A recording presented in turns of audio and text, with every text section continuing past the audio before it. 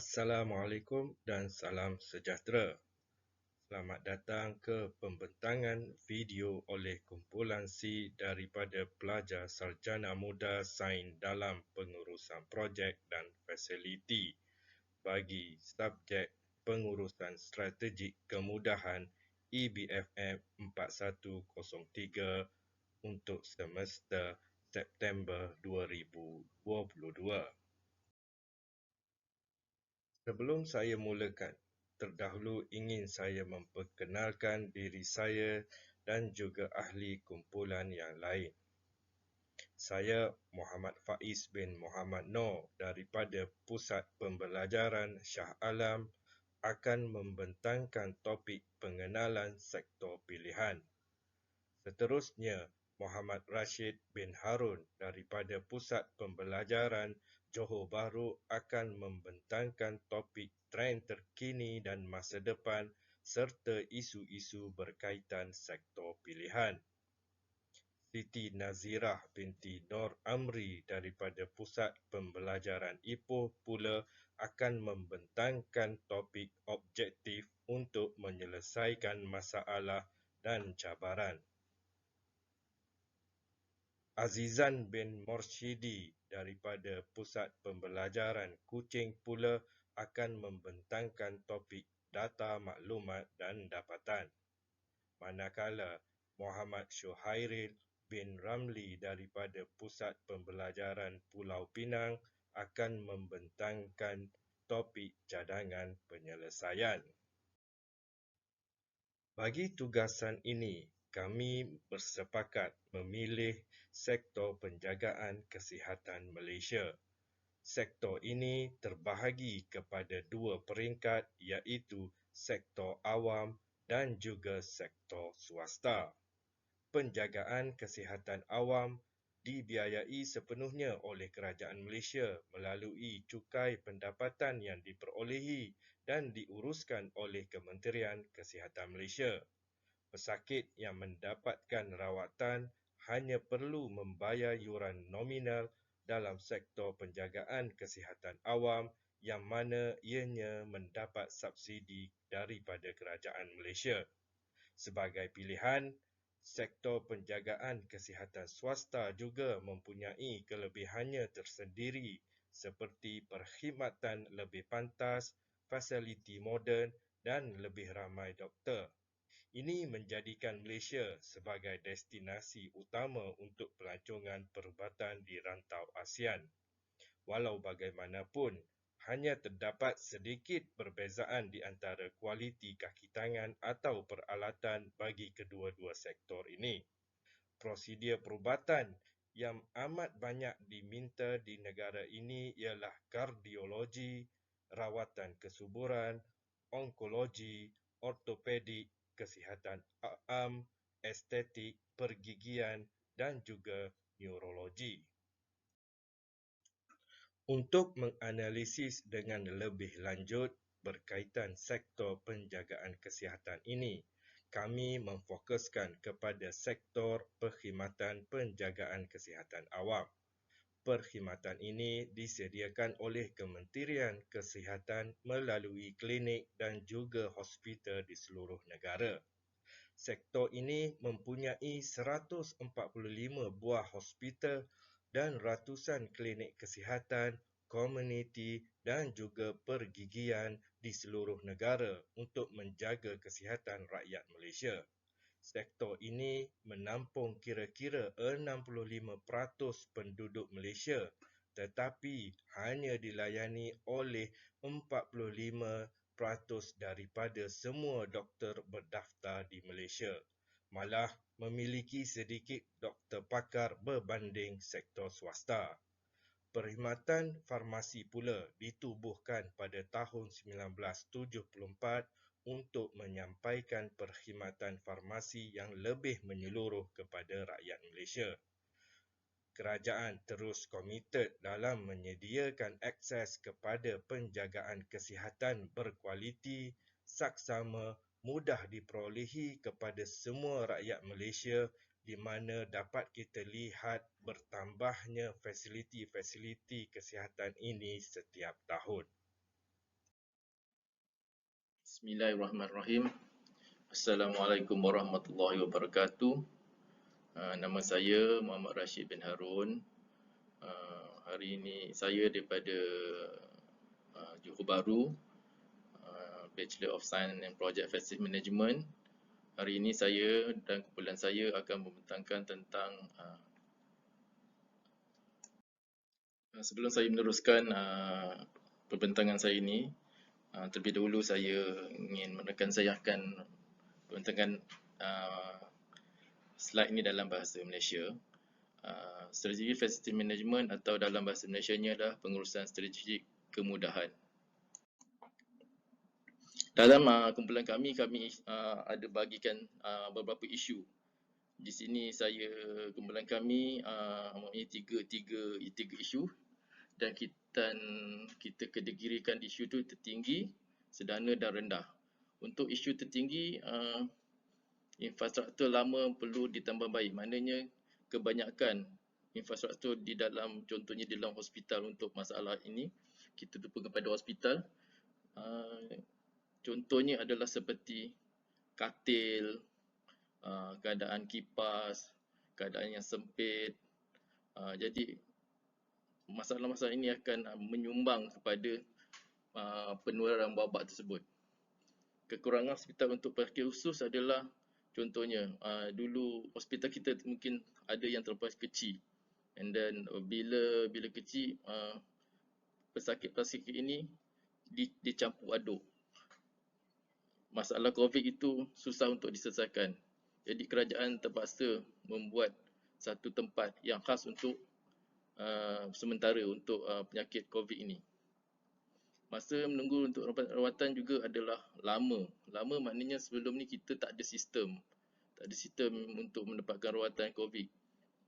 Jadi kita pun terpaksa, pesakit-pesakit terpaksa mendapat rawatan yang agak lewat. Bila lewat, penyakit itu akan menjadi lebih teruk. Isu sederhana pula kita ada dalam kumpulan kita juga terdapat tiga. Pertama, kekurangan tenaga pakar hospital klinik dan luar bandar. Di sini maknanya kalau setengah hospital tu ada hospital yang besar, mungkin di Johor Bahru, Kuala Lumpur, ada pakar yang terdapat di hospital tersebut. Manakala di luar bandar agak jauh, mungkin untuk mengadakan pakar tersebut menelan belanja, dan mungkin juga perjalanan hospital pakar yang ada pakar ke tidak pakar adalah terlalu jauh. Kekurangan tempat letak kereta awam bagi pesakit dan pelawat. Ini juga adalah satu masalah.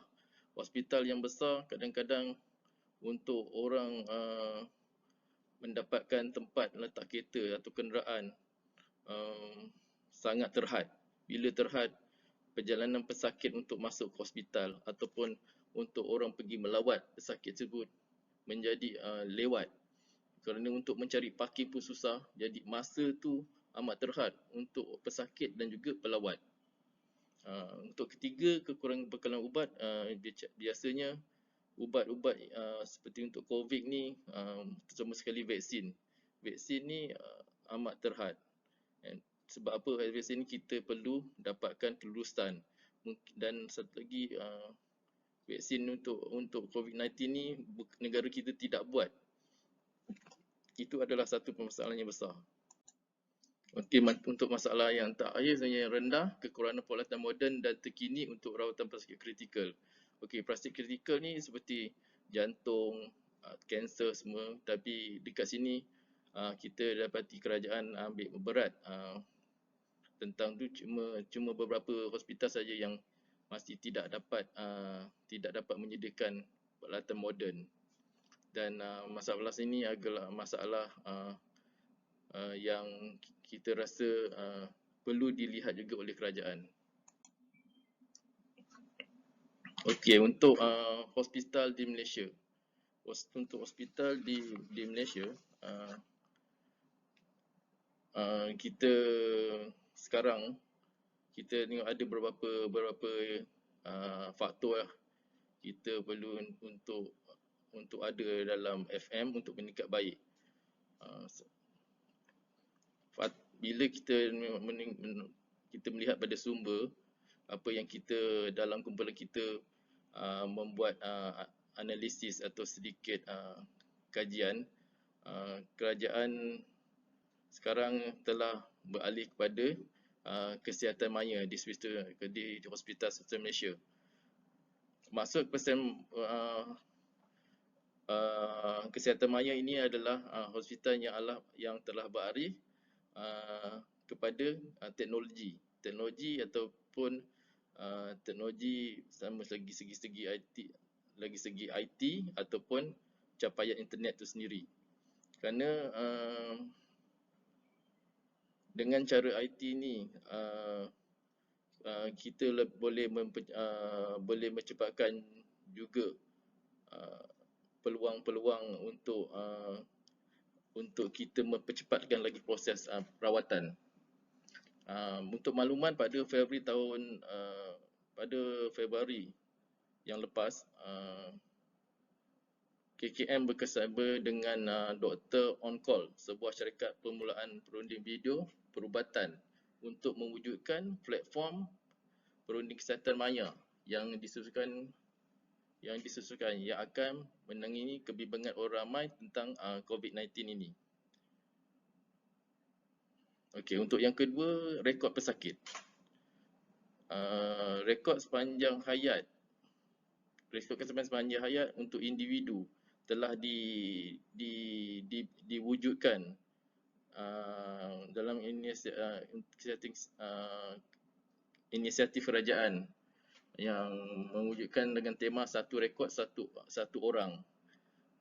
Jadi senang untuk pesakit itu mendapat ruang dengan adanya sistem tersebut. Perkongsian baru ini antara kerajaan dengan telco, sistem komunikasi yang lebih kepada WiR, 5G, dan cara ini maklumat itu dapat dipercepatkan. Bagi hospital dunia, apa yang kita nampak, contohnya di UK.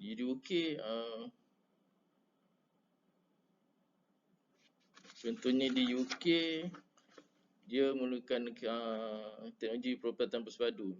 Dia lebih kurang macam kita juga, dan kita pun refer sebetulnya, kita pun copy pada dia orang lah. Rekod kesihatan elektrik, Malaysia lebih gunakan teknologi perubatan bersepadu ialah menggunakan elektronik, iaitu menggunakan online. Penambah lepas tu bila online maknanya dia mempunyai capaian internet yang lebih baik. Jadi benda tu cepat proses, lebih cepat. And then mereka juga menggunakan apps macam kita pun dah gunakan apps, kita gunakan MySejahtera semua sekali. Untuk polisi atau penjagaan mampu milik ni adalah seperti insurans. And then dia ada buat regulation, ada buat peraturan, ada buat akta tentang perubatan ubat-ubat mana yang mungkin tidak sesuai untuk warga tua, kanak-kanak dan dewasa. Lebih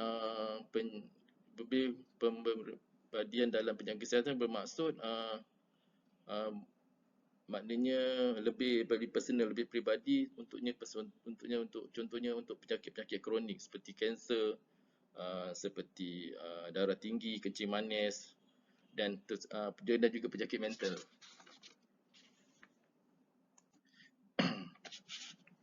Jika berpandukan dengan SDG yang kesihatan nombor 3,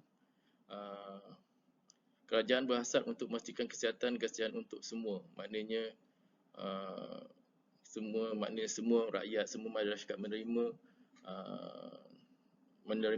menerima rawatan atau menerima servis atau perkhidmatan rawatan dan pengamputan dari mereka yang sekata. And then SDG 3 untuk dunia juga untuk menambahkan wabak AIDS, malaria dan penyakit berjangkit sehingga 2030 seperti COVID ni. Itu saja, terima kasih. Assalamualaikum warahmatullahi wabarakatuh. Nama saya Siti Nazira binti Amrin. Dalam subjek pengurusan strategi kemudahan ini, saya akan menerangkan objektif dalam menyelesaikan masalah ataupun cabaran. Antara pembangunan objektif yang boleh dinyatakan dalam sektor penjagaan kesihatan berdasarkan trend semasa Rancangan Malaysia yang ke-12 dan Matlamat Pembangunan Mampan iaitu SDG adalah dengan membantu masyarakat dalam mengekalkan taraf kesihatan yang baik bagi menjalankan kehidupan harian yang lebih produktif. Selain daripada itu, mengurangkan kadar kematian di kalangan penduduk dengan perkhidmatan kesihatan yang berkualiti. Hal ini kerana kadar kematian di negara kita semakin meningkat apabila kita dilanda wabak coronavirus iaitu COVID-19 kepada masyarakat sejagat yang tidak kira peringkat umur.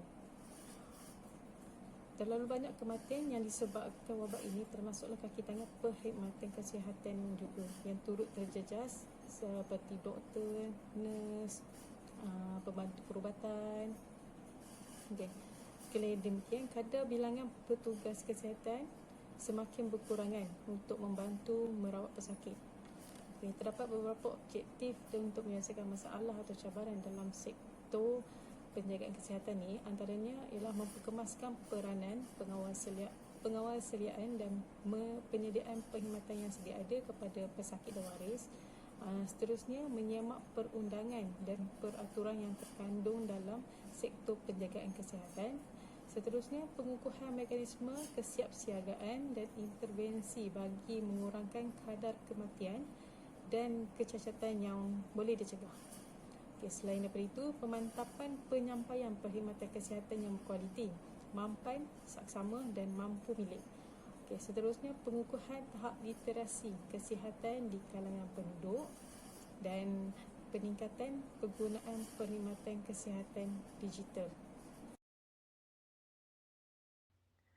Assalamualaikum warahmatullahi ta'ala wabarakatuh dan salam sejahtera.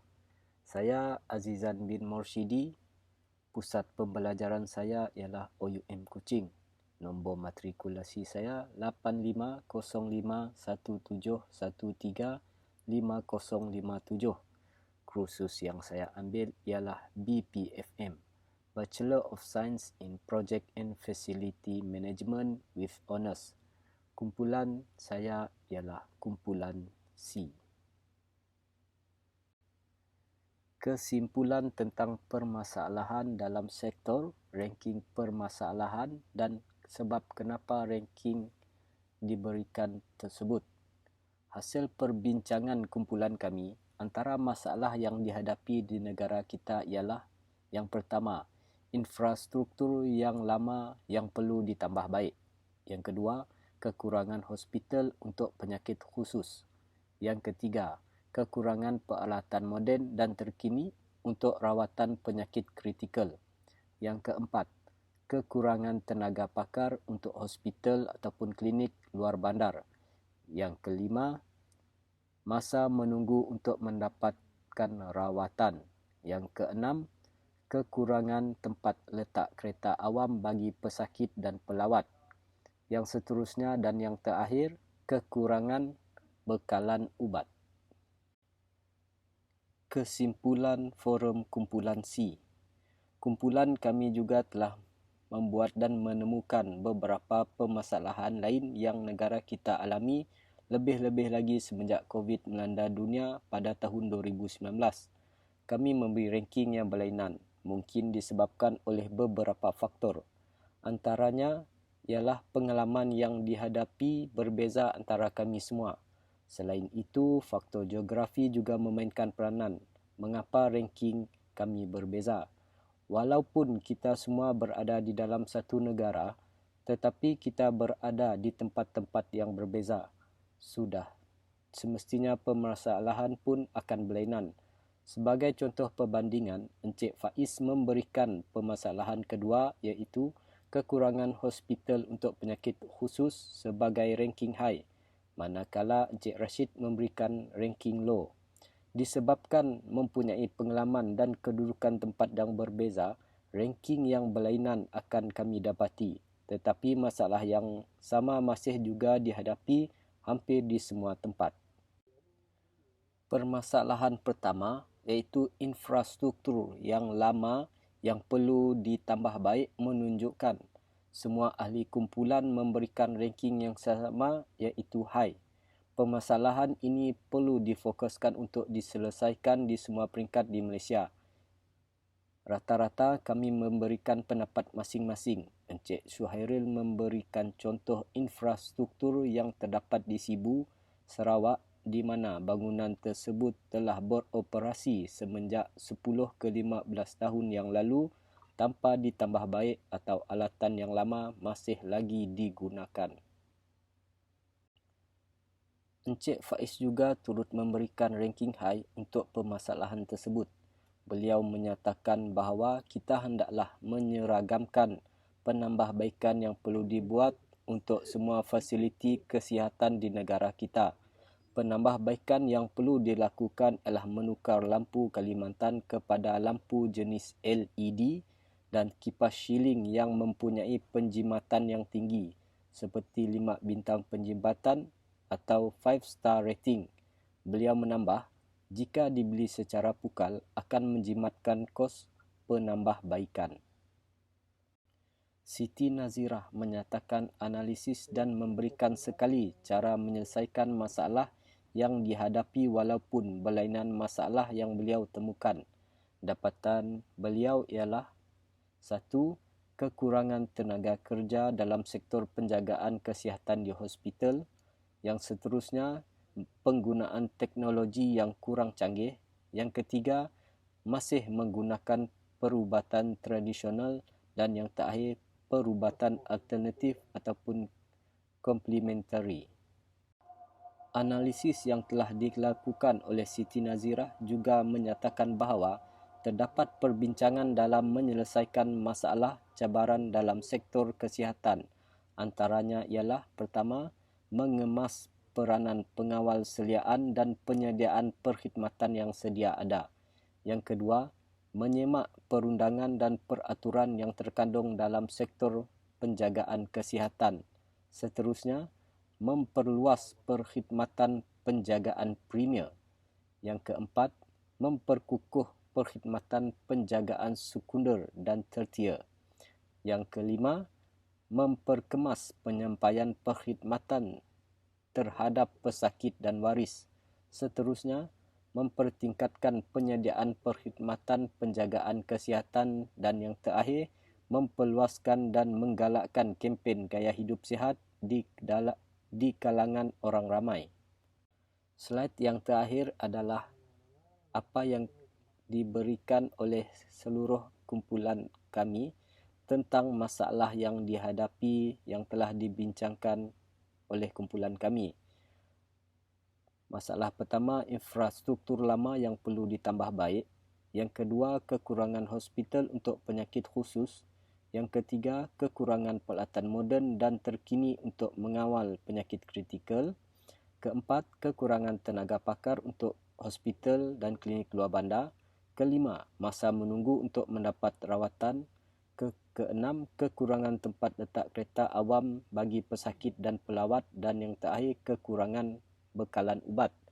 Di sini saya nyatakan sekali adalah dapatan ranking yang telah diberikan oleh Muhammad Faiz, Muhammad Rashid, Muhammad Suhairil dan Azizan.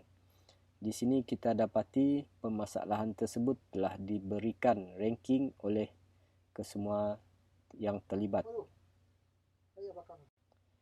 Sekian sahaja apa yang dapat saya simpulkan untuk perbincangan dalam forum kumpulan kami. Sekian, terima kasih. Assalamualaikum warahmatullahi wabarakatuh dan salam sejahtera. Saya, Isi Muhammad Syarif bin Haji Ramli, berpusat di OUM Sebang Jaya Pulau Pinang. Nombor kad matrik saya ialah 780-313-08-6467-001. Program yang saya ikuti adalah Bachelor of Project and Facility Management, BPFM. Daripada dapatan yang kami perolehi berkenaan berkaitan dengan isu, terdapat 8 dapatan yang mana pihak rakan saya telah utarakan sebentar tadi.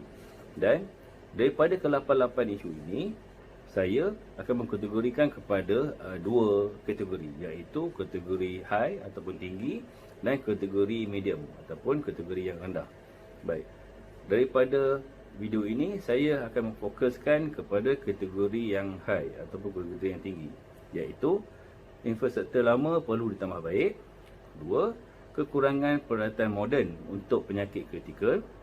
Dan 3. Kekurangan tenaga pakar di hospital luar bandar. Daripada jangka masa pendek untuk infrastruktur lama perlu ditambah baik adalah pihak kerajaan perlu melantik kontraktor swasta dalam tempoh masa yang pendek, iaitu dalam tempoh masa 1 tahun hingga ke 3 tahun. Dan kerja-kerja yang perlu dilakukan oleh kontraktor tersebut hanya untuk kerja-kerja pemuliharaan dalam tempoh-tempoh yang tertentu. Ini kerana jika kerja-kerja pemeliharaan ataupun kerja-kerja perbaikan yang tidak dilakukan, infrastruktur tersebut akan mengalami ataupun akan hilang daya harapnya. Dan ini akan menjadikan kerugian daripada infrastruktur tersebut. Dan jangka masa panjangnya pula, kerajaan perlu melantik satu syarikat konsensi yang mana ini boleh dilakukan dengan kerjasama daripada unit UKAS, yang mana kontraktor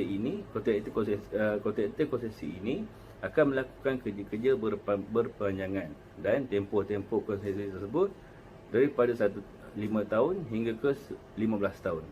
Dan dalam tempoh masa tersebut, infrastruktur tersebut akan dinaik taraf daripada masa ke semasa bergantung kepada laporan dan bergantung kepada kepakaran daripada pihak konsesi yang telah dilantik. Isu yang kedua, dari segi kekurangan peralatan moden untuk penyakit kritikal, langkah jangka masa pendek, pihak kerajaan perlu melakukan perlu menyewa peralatan-peralatan tersebut, kemungkinan daripada luar negara, bagi memudahkan bagi menjalankan kerja-kerja rawatan. Dan dalam tempoh jangka masa panjang, pihak kerajaan perlu melakukan satu bajet untuk membeli peralatan-peralatan moden tersebut. Yang seperti yang kita tahu, peralatan-peralatan moden memerlukan satu kos yang tinggi. Dan untuk dapatan yang ketiga, iaitu kekurangan tenaga pakar di hospital luar bandar. Di sini saya tertarik dengan apa yang dilakukan oleh negara-negara maju, yang mana negara-negara maju mereka telah membuat satu kertas kerja, yang mana kertas kerja tersebut akan diberikan kepada universiti-universiti tempatan di negara mereka untuk membuat kerja-kerja praktikal, iaitu doktor-doktor ataupun tenaga pakar boleh melakukan kerja-kerja mengikut pada kepakaran mereka di hospital yang tertentu. Dan ini akan menampung dari segi kekurangan tenaga pakar di hospital tersebut. Dan dalam jangka masa panjang, satu jawatankuasa khas daripada pihak kerajaan yang berkaitan dengan